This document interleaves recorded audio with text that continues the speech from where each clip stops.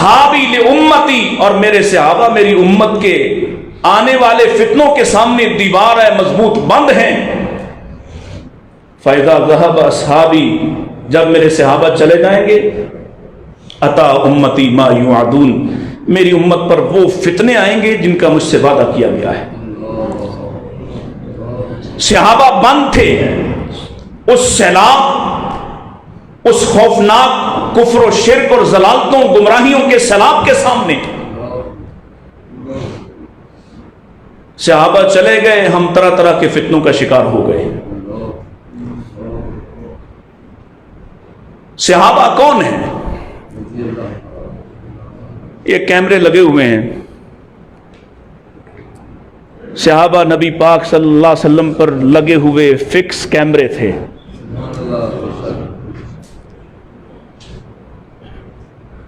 ये सिर्फ सामने का जाविया बता रहा है, ये सिर्फ तकरीर के वक्त मुझे देख रहा है। सहाबा वो हैं जो रसूलुल्लाह सल्लल्लाहु अलैहि वसल्लम के साथ खलवत में, जलवत में, सफर में, हजर में, हर जगह नबी करीम अलैहिस्सलाम की जिंदगी, आपकी सीरत पाक, आपका लैलो नहार, इसको कैच कर रहे हैं, इसको कैप्चर कर रहे हैं, इसको नकल कर रहे हैं, आगे बयान कर रहे हैं। और कैसे बयान किया? सिर्फ जाविया इशारे दे के आगे बढ़ रहा हूं। अल्लाह के रसूल अलैहिस्सलाम मुस्कुरा के बात कर रहे हैं, तो सहाबी बता रहा है कि अल्लाह के नबी मुस्कुराते हुए ये बात कह रहे थे।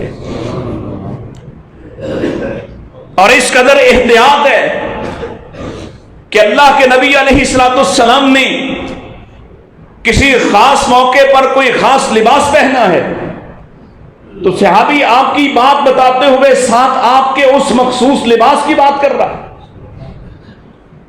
आका ने एक बात टेक लगाकर बयान की, उसी बात का अगला हिस्सा सीधे होकर बयान किया। सहाबी बयान करते हुए यह एहतियात भी साथ रखता है कि अल्लाह के नबी ने यह बात टेक लगाकर बयान फरमाई, और जब आप बात के इस हिस्से पर, इस मोड़ पे पहुंचे, तो आका सीधे होकर बैठ गए। आपने किसी की कोई बात सुनी या देखी, अल्लाह के नबी अलैहिस्सलाम के चेहरे के तासुरात बदले। सहाबी ने बयान करते हुए कहा कि रसूलुल्लाह सल्लल्लाहु अलैहि वसल्लम के सामने ये बात हुई, प्यारे नबी अलैहिस्सलाम का चेहरा मुतगय्यर हुआ। आका मुस्कुराए तो इतने मुस्कुराए कि आपके होंठ खिले। सहाबी ने बयान किया कि आपके होंठ खिले। आप मुस्कुराए, थोड़ा और मुस्कुराए तो दांत मुबारक नजर आए। सहाबी बयान करते हुए, एहतियात करते हुए बताता है कि आका के ये सामने वाले दांत नजर आए। अल्लाह के नबी थोड़ा और मुस्कुराए, आपकी दाढ़ें मुबारक नजर आई। सहाबी बयान करते हुए कहता है कि अल्लाह के नबी की दाढ़ें नजर आई। ये फिक्स कैमरे थे। लक़द कान लकुम फी रसूलिल्लाहि उस्वतुन हसना, मेरे इल्म के मुताबिक इससे बड़ी बात कोई नहीं, इससे बड़ा दीनी तकादा कोई नहीं, इसलिए कि कोई अमल काबिल कबूल नहीं जब तक कि वो रसूलुल्लाह सल्लल्लाहु अलैहि वसल्लम की सुन्नत पर ना हो। और शेख मोहतरम पास बैठे हैं, तौसीक कर सकते, तरदीद भी कर सकते। आइए देखिए उलमा असलाफ का ये तरीक़ेकार। कोई अमल, दीन का कोई अमल अगर रसूलुल्लाह सल्लल्लाहु अलैहि वसल्लम की सुन्नत के खिलाफ हो, आपकी सुन्नत उस पर हमारी रहनुमाई ना करती हो और आपकी सुन्नत उसके मुखालिफ जाती हो, वो अमल कितना भी बड़ा हो, कितना ही आला क्यों ना हो, वो अमल काबिल कबूल नहीं है। नबी पाक अलैहिस्सलाम ने क्या कुछ किया और कौन सा अमल किस अंदाज से किया, सिर्फ सहाबा ने बयान किया। अगर सहाबा को अपनी जिंदगी से निकाल दें, उनकी इज्जत और एहतराम न करें, उन पर एतमाद न करें, उनके कहे हुए पर एतमाद न करें, उनकी अजमत के कायल न हूं, लक़द कान लकुम फी रसूलिल्लाहि उस्वतुन हसना, ये अमलन इसकी कोई हैसियत बाकी नहीं रहती है। कौन बताएगा? कौन बताए कि नबी रात को कितनी देर क़याम करते थे? कौन बताए? कोई बता सकता है?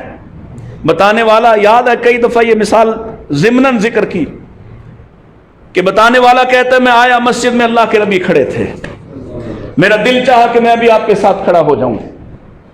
کھڑا ہو گیا, نبی پاک علیہ السلام بقرہ پڑھ رہے ہیں, البقرہ. میں نے سوچا 100 آیتیں پڑھ کر رکوع میں چلے جائیں گے. اللہ اکبر, اللہ کے نبی علیہ السلام نے پوری بقرہ مکمل کر دی. دل میں آیا کہ البقرہ کے بعد رکوع میں چلے جائیں گے. آپ نے النساء شروع کر دی. اب سوچ رہا ہوں شاید النساء ختم کر کے چلے جائیں گے. آپ نے آل عمران شروع کر دی.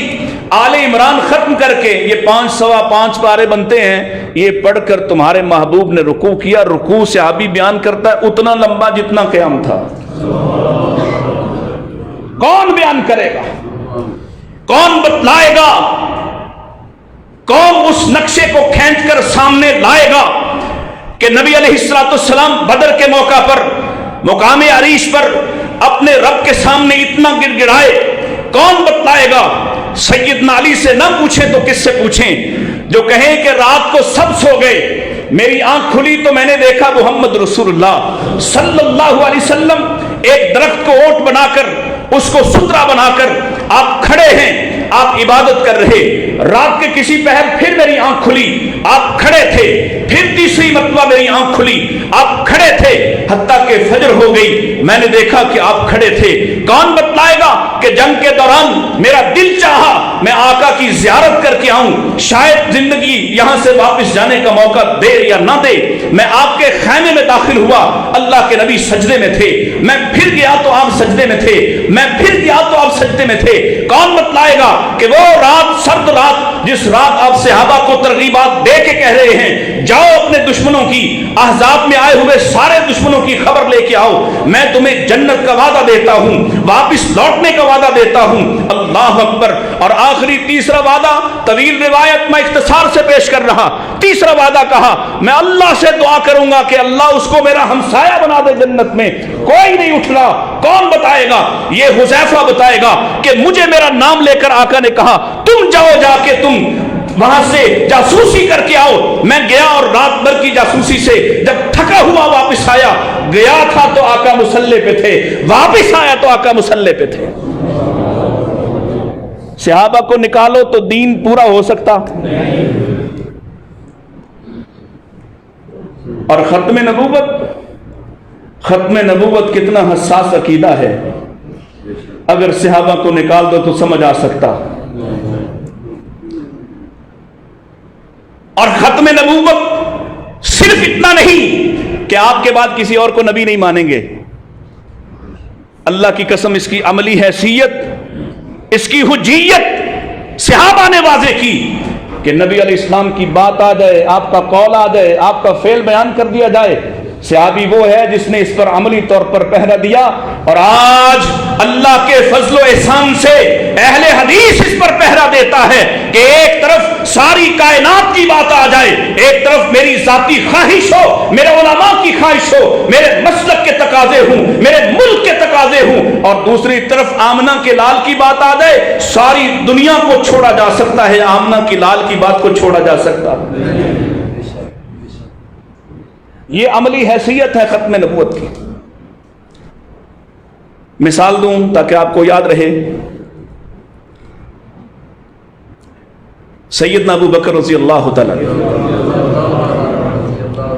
ایسے تو نہ کرو, میں تقریر لمبی کر دینی ہے. ابو بکر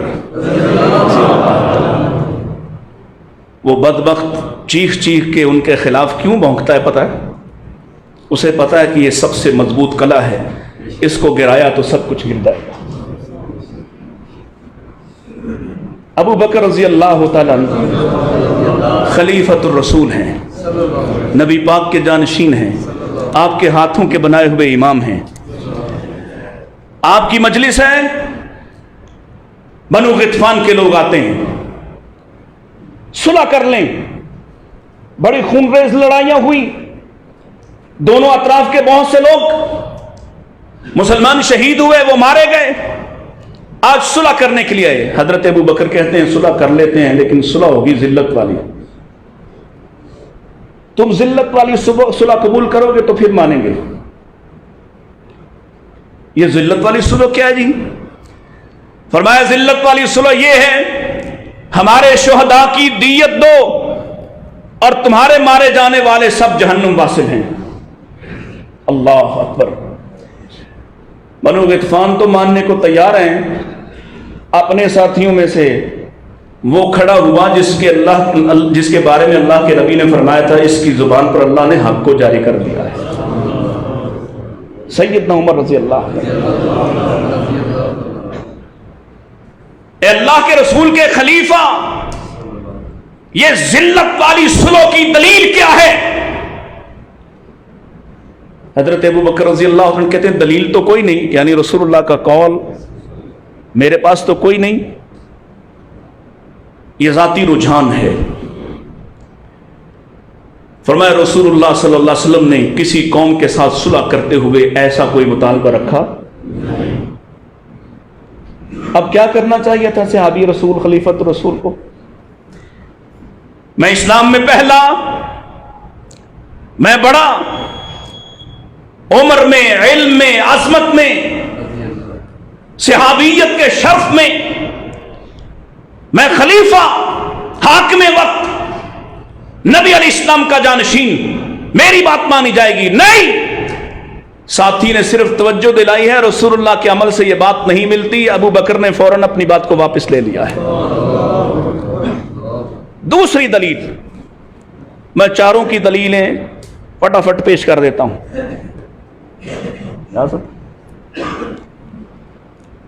اللہ. سیدنا عمر رضی اللہ تعالی، معروف مثالیں ہیں، صرف اشارہ کرتا وقت جلدی درک. کیا فیصلہ، کتنے ہی ایسے فیصلے ہیں، کتنی ہی ایسی باتیں ہیں.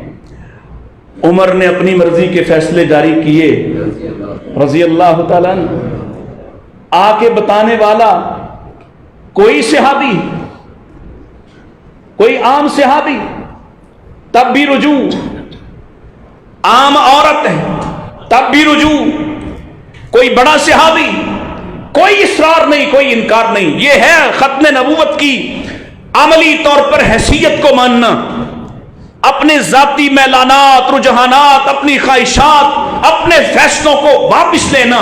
کیوں واپس لیا جاتا ہے؟ اس لیے انما کان قول المؤمنین اذا دعوا الى اللہ ورسولہ لیحکم بینہم ان یقولوا سمعنا، بولو سمعنا. یہ ہے صحابہ معیار. اس لیے فیصلہ جاری کر دیا کہ آج کے بعد ہاتھ کی دیت، ہاتھ کی دیت، یہ ان انگلیوں کی دیت ایسے ہوگی، اس انگوٹھے کے 15 اونٹ ہوں گے، اس انگلی کے 9 اونٹ ہوں گے، ان دونوں درمیان والوں کی والیوں کے 10 اونٹ ہوں گے اور آخری کے 6 اونٹ ہوں گے. فیصلہ لکھ کے بھیج دیا. مصر سے ایک صحابی عوف بن مالک رضی اللہ تعالی نے یہ بات سنی، مدینہ آئے خط لے کر اور آ کے کہا یہ آپ کا فیصلہ ہے؟ جی میرا فیصلہ ہے.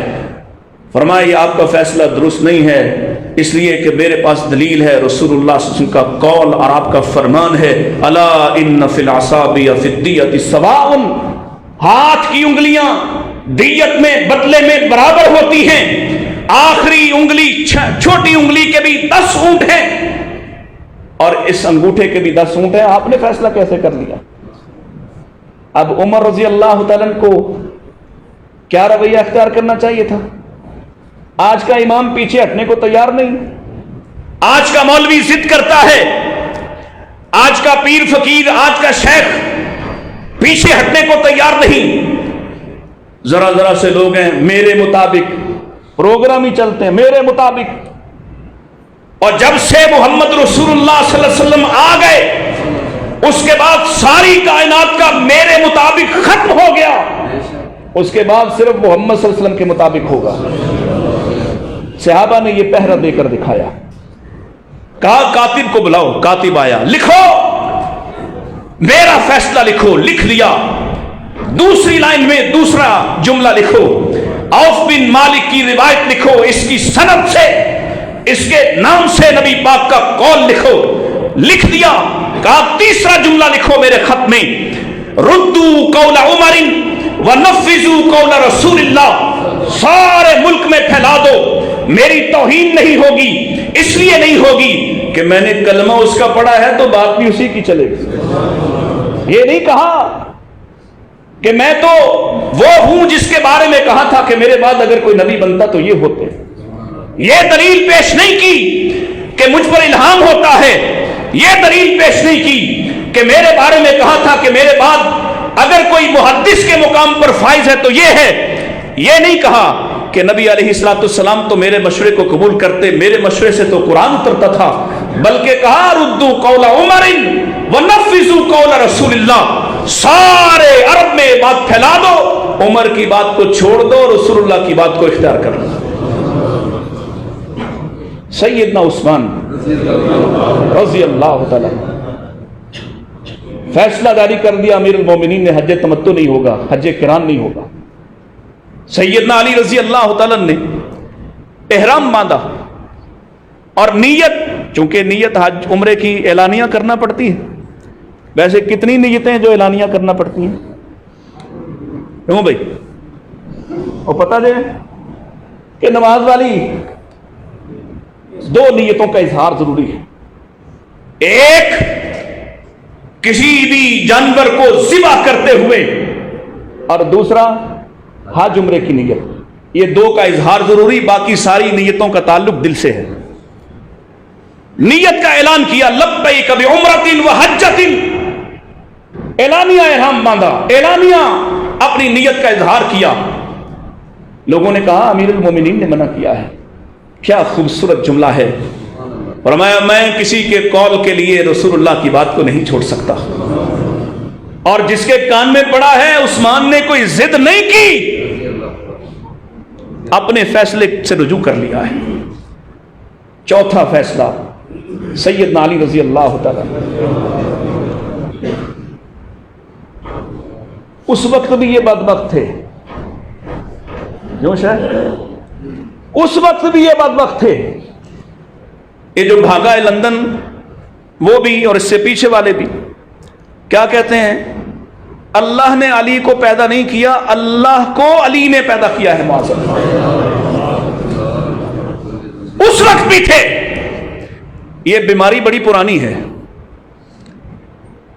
انہوں نے کہا کہ علی تو اللہ ہے، علی ہی خالق ہے۔ اللہ اکبر۔ سیدنا علی رضی اللہ تعالی نے ان کو پکڑا اور جلا دیا۔ ہم تو صرف اتنا سا مطالبہ کر رہے ہیں، پکڑ کے جیل میں ڈال دیں، قانون کے مطابق فیصلہ کر دیں، حضرت علی کا جو فیصلہ اگر وہ نافذ کروائیں تو پھر باقی بچے گا کوئی؟ ہم تو بڑا معمولی سا مطالبہ کر رہے ہیں، ان کو پکڑو اور ان کو جیلوں میں بند کرو، قانون کے مطابق فیصلہ کرو۔ حضرت علی نے جلا دیا۔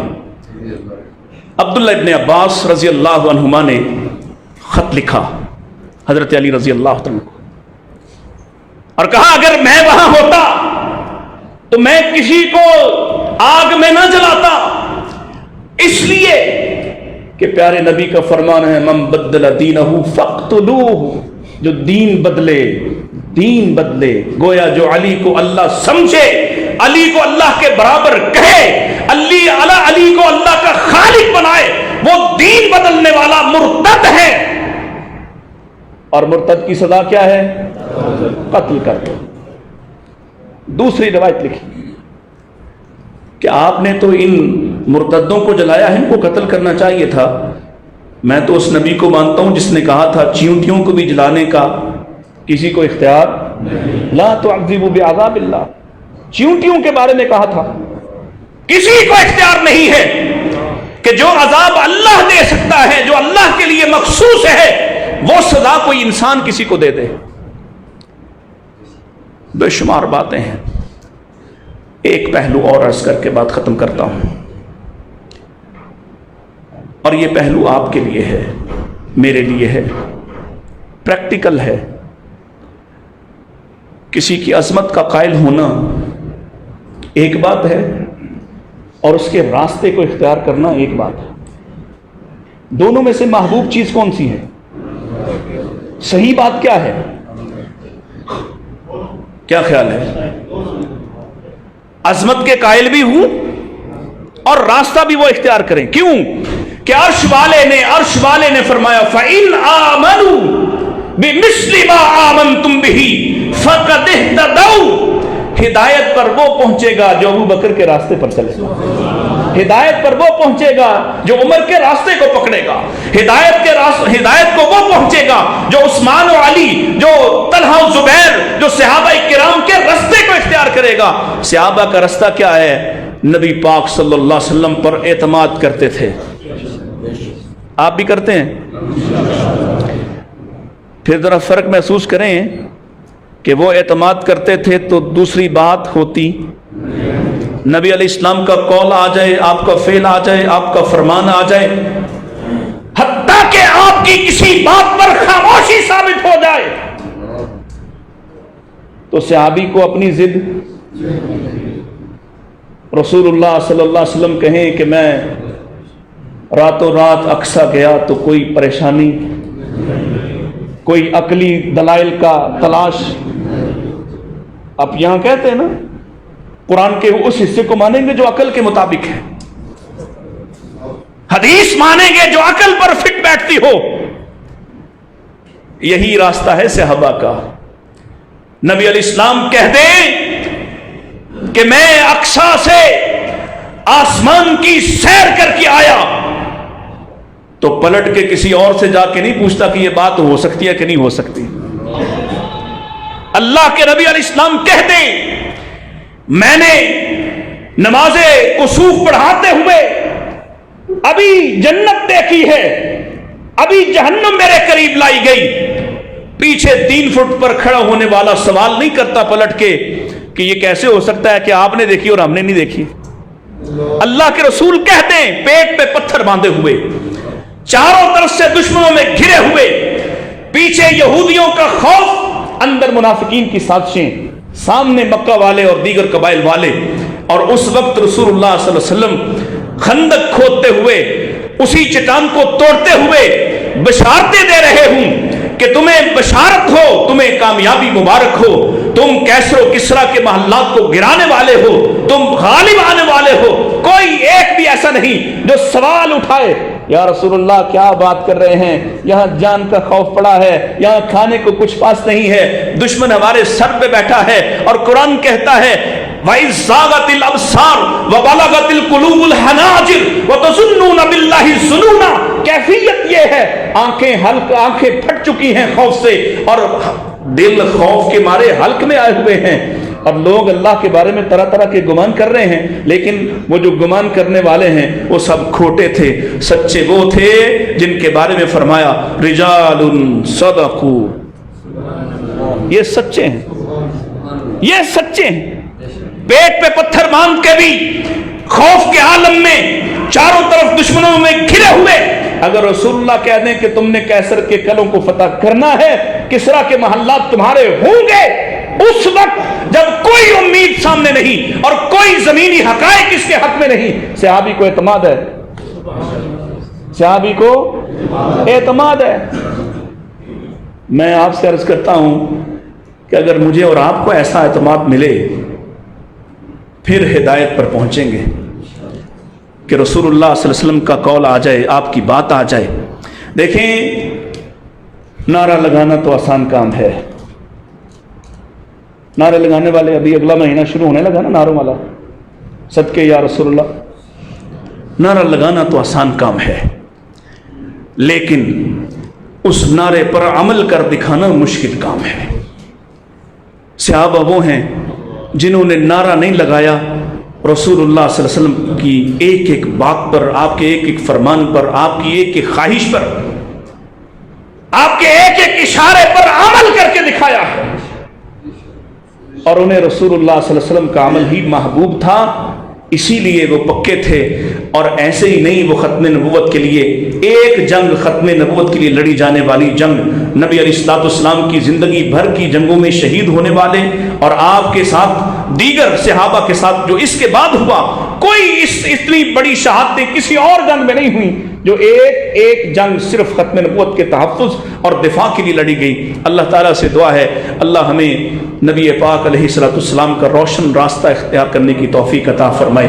اللہ ہمیں صحابہ کرام رضوان اللہ علیہم اجمعین کی سنت پر چلنے اور ان کی محبت کو اپنے سینوں میں محفوظ رکھنے کی توفیق عطا فرمائے۔ اور یاد رکھیے گا، صحابہ کی محبت، ہمارے اسلاف وہ تعلیم دیا کرتے تھے اپنے بچوں کو ابو بکر و عمر رضی اللہ عنہما کی محبت کا، ایسے ان کو تعلیم دیتے تھے، ایسے ان کو یاد کرواتے تھے جیسے اپنے بچوں کو لوگ قرآن مجید کی کوئی صورت یاد کرواتے ہوں۔ آپ کے اندر یہ جذبہ بیدار نہ ہوا، یہ ہماری خامی ہے، یہ ہماری کمی ہے۔ اور میں بالکل واضح اعلانیہ کہتا ہوں، یہ جو بہت بڑی تعداد پچھلے 10-15 سالوں میں آپ کو ایک بڑی تعداد لگتی ہے، ایک دم ایک فرقے کی، ایک طبقے کی، جو اتنی تعداد ہے نہیں ایکچولی۔